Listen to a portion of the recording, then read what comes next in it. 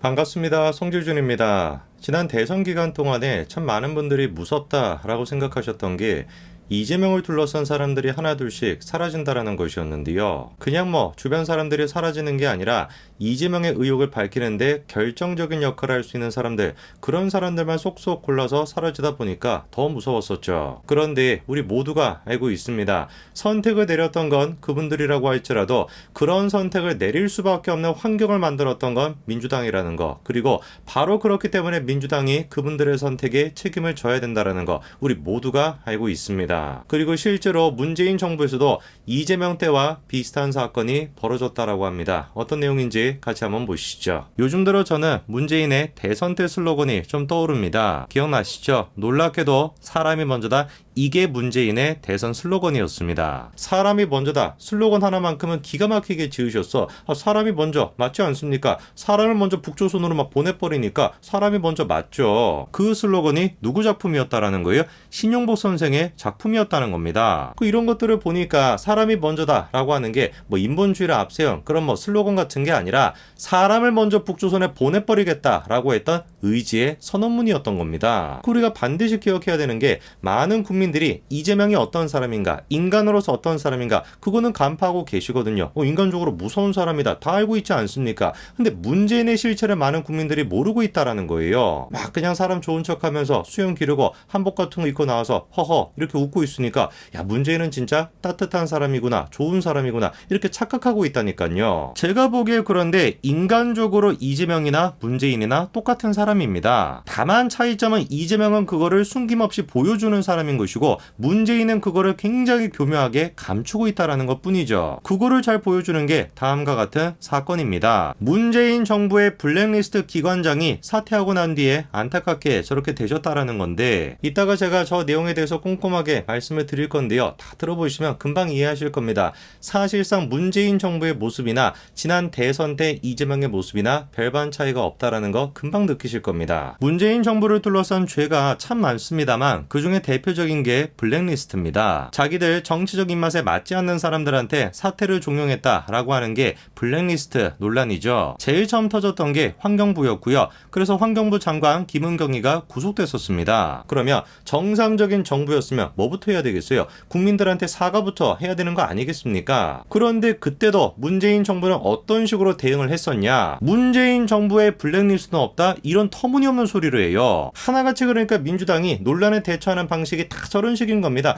그냥 마구잡이로 우기는 거예요. 그냥 뻔뻔하게 우기는 겁니다. 결국 문재인 임기 동안에 대법원 판결까지도 나왔습니다. 유죄가 확정이 됐어요. 저는 제일 처음에 블랙리스트가 대법원에 가서 유죄 확정 판결이 나왔을 때 문재인이부터 먼저 땅에 막 기듯이 그렇게 국민들한테 사과할 줄 알았습니다. 당연히 그렇게 사과를 해야 되겠죠. 블랙리스트가 없다라고 뻔뻔하게 우겼는데 있었고, 블랙리스트가 있다라는 것 자체만으로도 문재인은 뭐가 됐어야 되기 때문에 탄핵을 당했어야 됐기 때문에 당연한 거 아니겠습니까? 문재인의 민주당, 그 민주당이 박근혜 정부를 밀어붙였던 게 블랙리스트였고, 바로 그 블랙리스트가 실제로 박근혜 전 대통령의 탄핵의 근거가 되기도 했었습니다. 이거는 그런데 어떻게 된 것인지 세상이 조용해요. 어느 누구도 문재인의 탄핵을 요구하지 않고 어느 누구도 블랙리스트에 대해서 문제 삼고 있지 않습니다. 문재인의 블랙리스트는 이전 정부의 블랙리스트랑 차원이 다릅니다. 문화예술계 인사들이 블랙리스트에 올라가지고 피해를 받았다라고 하는데 저는 잘 모르겠습니다. 구체적으로 이분들이 어떤 피해를 받았는지 잘 모르겠어요. 오히려 제가 보기에 분명한 사실은 블랙리스트에 있었다라고 하는 사람들이 문재인 정부 동안에 한 자리씩 차지했다라는 거, 이게 오히려 제가 보기에 분명해 보입니다. 저게 무슨 놈의 블랙리스트인데요. 제가 보기엔 블랙리스트가 아니라 화이트리스트거든요. 그렇지 않습니까? 무슨 표창장을 미리 받겠다라고 리스트를 만들어 놓은 것 같아. 그렇게 박근혜 대통령이 블랙리스트 때문에 탄핵을 당해야 된다라고 주장을 했는데 이거 한번 보십시오. 환경부 블랙리스트 이미 대법원을 통해서 유죄 확정 판결이 나왔고, 산업부 잘 알고 계시죠? 원전 문제에 반대하는 사람들, 그 사람들을 사퇴 압박을 했다라는 거 이미 수사가 진행 중입니다. 환경부 산업부뿐만 아니라 국무총리실이 됐거나 과기부가 됐거나 통일부가 됐거나 교육부가 됐거나 마찬가지로 수사 중인데 얼마나 뻔뻔한지 모르겠습니다. 근데도 그냥 블랙리스트가 없다 이렇게 그냥 우기는 거예요. 이러니까 우리가 민주당이랑 싸울 때 근본적으로 싸움 자체가 안 되는 겁니다. 저거 보십시오. 한 가지를 할 때도 얼마나 악랄하게 얼마나 막 끝까지 물고 들어집니까? 그리고 죄가 드러났어도 뭐 아무 죄가 없다라는 거야. 그냥 뻔뻔하게 우기지 않습니까? 이러니까 우리가 싸움 자체가 안 되는 거죠. 이번에 그런데 과기부에서 문제가 터졌죠. 문재인 정부 블랙리스트 기관장이 사퇴하고 난 뒤에 저렇게 되셨다라는 건데 그 과정에서 어떤 일이 있었는지를 보니까 한국생명공학연구원이라는 곳이 있는데 이게 과기부 산하기관이거든요. 그런데 거기에 연구원장으로 재직하고 계셨던 A씨가 2017년도 12월 국무조정실과 과기부로부터 친인척에게 채용 특혜를 줬다라는 의혹으로 감사를 받았다라는 겁니다. 실제로 확인을 해보니 친인척이 해당 기관 부서에 지원하여 최종 합격한 게 맞습니다. 근데 문제가 뭐예요? 오촌 인척입니다. 오촌. 아니, 상식적으로 생각을 해보십시오. 오촌이 누군지 어떻게 알겠습니까? 요즘 같은 시대에는 사촌이 누군지도 몰라요. 사촌이 땅을 사면 배가 아프다. 그것도 진짜 옛말이지 않습니까? 사촌이 누군지를 알아야 일단 그래야지 뭐 땅을 샀는지 땅을 팔았는지를 알 텐데 사촌이 누군지도 모르는데 배가 아프겠냐고. 그러니까 이분도 시종일관 뭐라고 해명을 하셨냐? 자기가 일면수도 없는 오촌 인척 B씨 채용에 관여한 바가 없다는 거죠. 그런데 저런 상식적인 해명이 문재인 정부한테 통하겠습니까? 통할 리가 없지.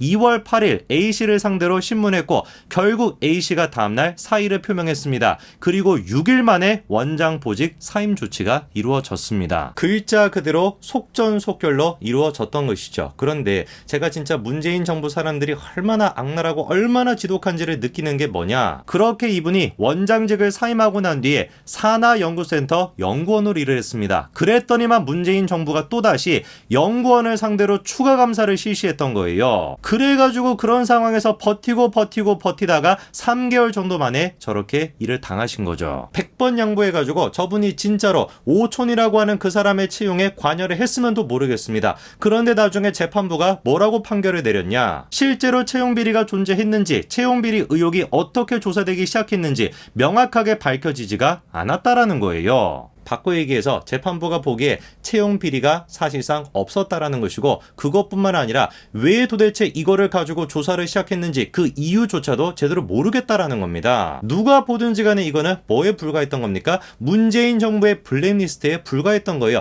딱 그냥 타겟팅을 시켜가지고 뭐가 됐든지 간에 건덕지라고 하는 건덕지는 다 끌고 와가지고 억지로 쫓아냈던 거, 그거에 불과했던 겁니다. 지금도 마찬가지지 않습니까? 무슨 뭐 팔촌 조카가 어디에서 근무했다, 이거를 문제 삼고 있잖아요.